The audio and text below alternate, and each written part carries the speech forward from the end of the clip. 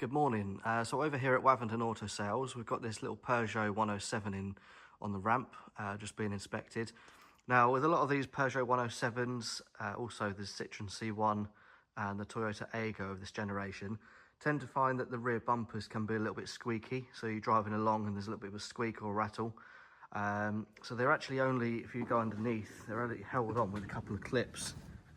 Clips on the side, which are quite easy to pop out. So there's little brackets on the wheel arch side, but underneath, all they're held on with is a little clip here and a little clip here. Also, when people screw the number plates on, the screws, if they're not aligned properly, if you see under here, there's a metal backing plate, and the screws can just vibrate and hit the metal backing plate and cause a squeak or a rattle. So it's advisable when you're putting plates on to have the screws low down, or even just use the double-sided tape.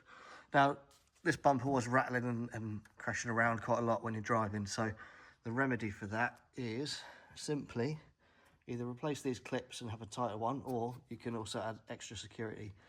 Put in a cable tie, just tie that around there nice and tight, so it just holds it nice and firm. We've also placed a thin piece of foam with double-sided tape in between the back of the number plate holder and the metal panel. So even though it's still got the flexibility there, it's not hitting that panel and making a racket. And the same on this side, where this little clip comes in.